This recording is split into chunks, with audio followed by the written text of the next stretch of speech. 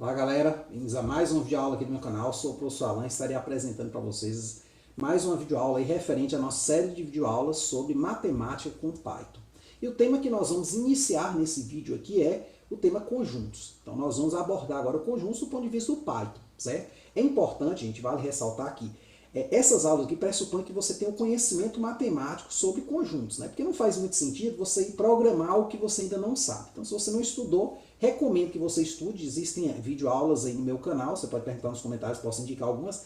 Tem outras videoaulas também no YouTube, tem materiais, né? Então, é recomendado que você esteja por dentro do assunto. Por quê? Porque aqui a gente vai implementar algo que a gente meio que já sabe fazer na mão, só que às vezes é trabalhoso. Que a ideia do computador é isso, é tornar uma tarefa chata, repetitiva, uma tarefa rápida de ser executada, beleza? Então, muitas vezes ela é chata de fazer na mão e aí a gente vai usar o computador como suporte, tá certo? Então, a gente precisa saber a teoria para a gente estar implementando essa teoria.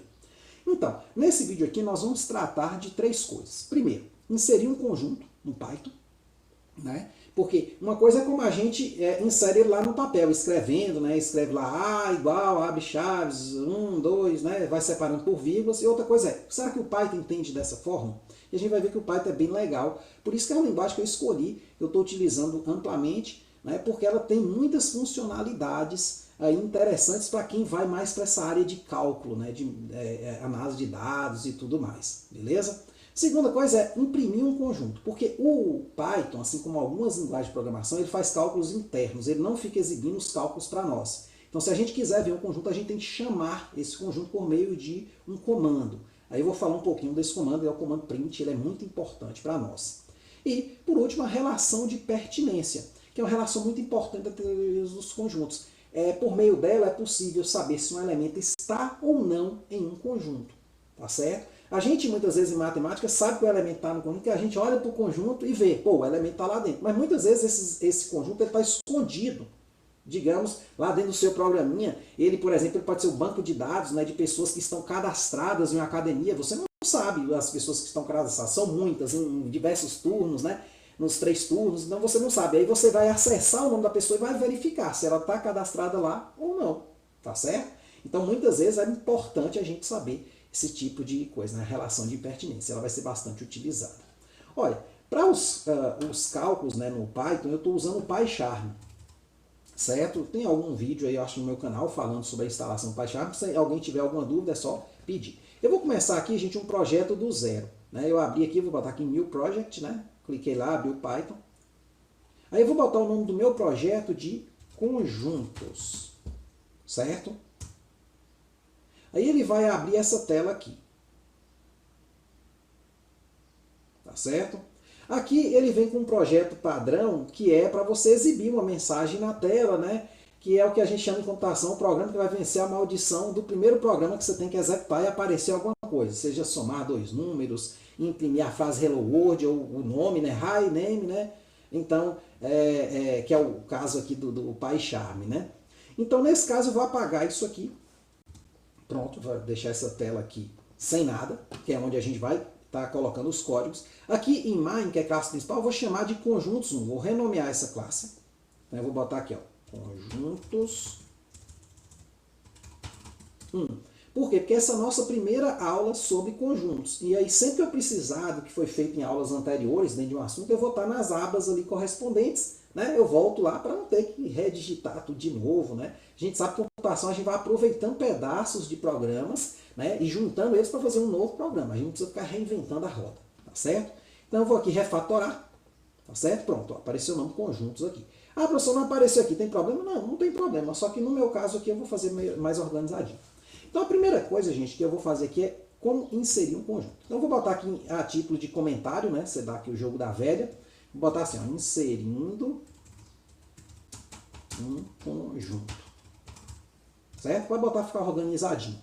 Então aqui, ó, em matemática, né, na mão, a gente faz como? A gente coloca assim, ó, A igual, aí abre chaves, opa. Aí a gente separa os elementos por vírgulas, por exemplo, 1, 2, 3, 4, 5. E aqui no Python também. Só que tem um problema. Se eu executar isso aqui, aparece aqui embaixo, na nossa janela de execução, o seguinte, o endereço onde o programa vai aparecer, os arquivos, né? E aí apareceu o processo finish, né, acabou com saída código 0. Ou seja, não teve erro nenhum, né, porque às vezes quando ele dá erro ele mostra esse erro. Quer dizer o seguinte, que esse conjunto ele foi armazenado na memória do Python, porém ele não está acessível para nós. Para a gente tornar ele acessível, a gente tem que usar o comando print, que é imprimindo, né, botar aqui um tópico, né, um conjunto, tá certo? Aí nesse caso aqui eu vou falar um pouquinho mais do comando print, né? A gente tem a forma fácil, né, já direta, que é o print, e aqui dentro a gente chama o conjunto A aqui, certo? Aí agora sim, se eu executar aqui, ó, vou clicar aqui no playzinho aqui, ó, aí apareceu o conjunto aqui. Só que acontece o seguinte, muitas vezes eu estou interessado em dar um nome a esse conjunto, porque observe, ó, aqui está, né, 1, 2, 3, mas quem é esse conjunto? É um A, é um B? Porque eu poderia botar aqui um outro conjunto, por exemplo, o conjunto que representa os bens de um indivíduo chamado Bruno, vamos supor. Então o que acontece? Bruno ele pode ter uma casa, vamos dizer que ele tem uma casa, um carro e um terreno. Como casa, carro e terreno são palavras, a gente vai botar elas entre aspas, certo? É uma regrinha aí da linguagem de programação. Então ele tem uma casa, vírgula, ele tem um terreno, né? E ele tem um carro. Pronto, esses são os bens de Bruno. Eu chamei Bruno. Ah, professor, mas não tinha que chamar de uma letra? Não podia chamar de B? Pode, pode. Só que assim, a depender do problema, é bom você contextualizar as variáveis para na hora que você voltar consertando, der algum errinho, quiser complementar alguma coisa, elas são variáveis que são familiares às coisas que elas representam. Por exemplo, Bruno, aí você pode pensar, pô, são os bens de Bruno. Então, fica mais fácil, certo? Então, se eu botar aqui print B, ó, print B, o que acontece, ó? Aí deu um errinho. Por quê? Porque não é B, é Bruno. Eu acabei de falar, só que eu não chamei a letra correta. Então ele procurou aqui o seguinte, ó. Erro, o nome B não está definido. De fato, está definido aqui Bruno igual e não B, né? Olha que interessante. Então a linguagem já vai te mostrando também os erros, né? Então pronto, aí, ó. Casa, terreno, carro. O que acontece? Aí você fala, de novo, né? Voltando lá.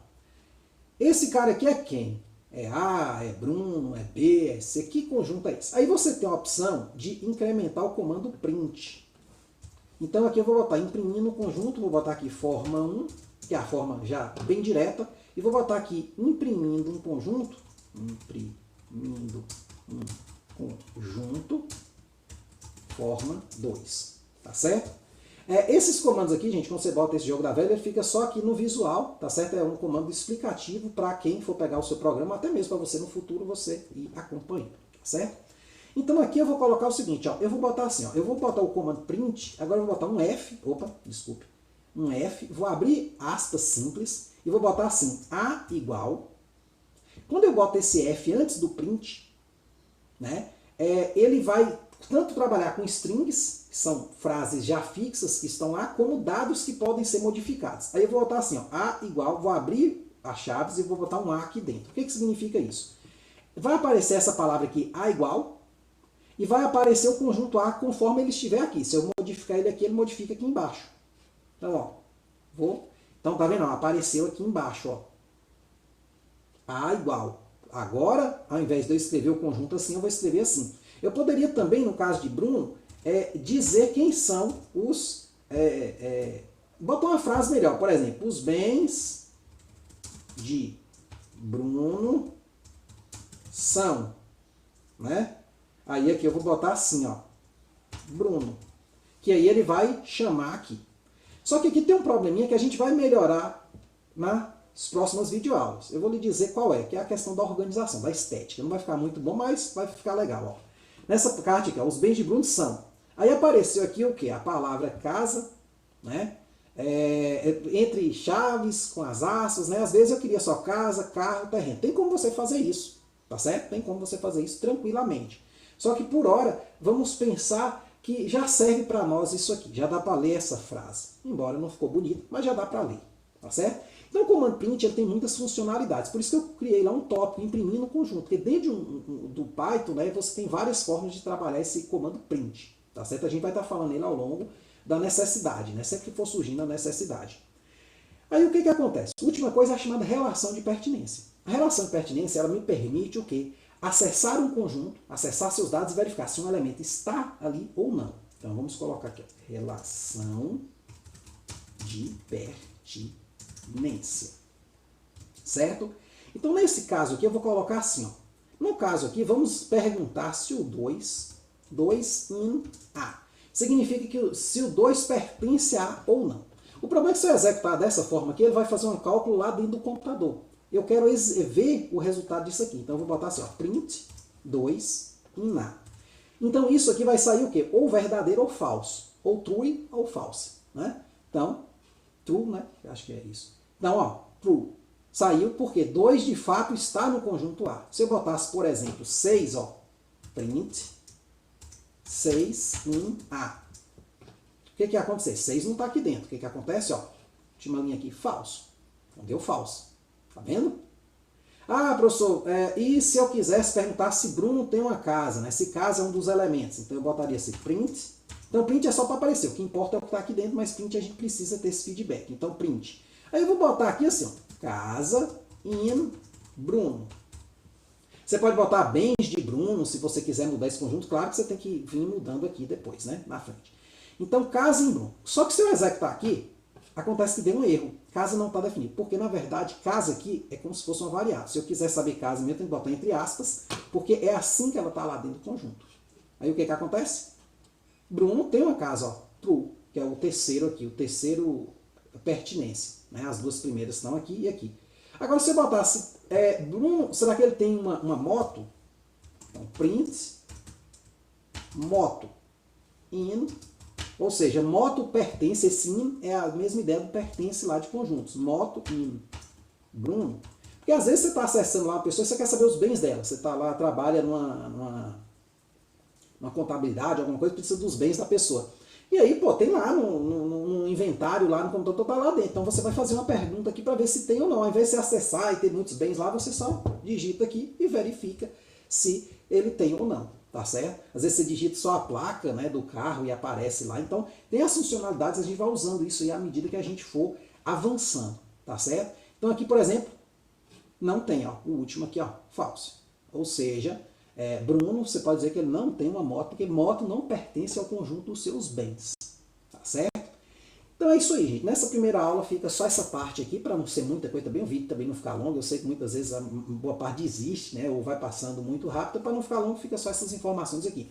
Próximas aulas a gente traz mais informações sobre conjuntos. Beleza? Espero que tenham gostado. Qualquer dúvida, gente, só colocar nos comentários. Muito obrigado. Até a próxima.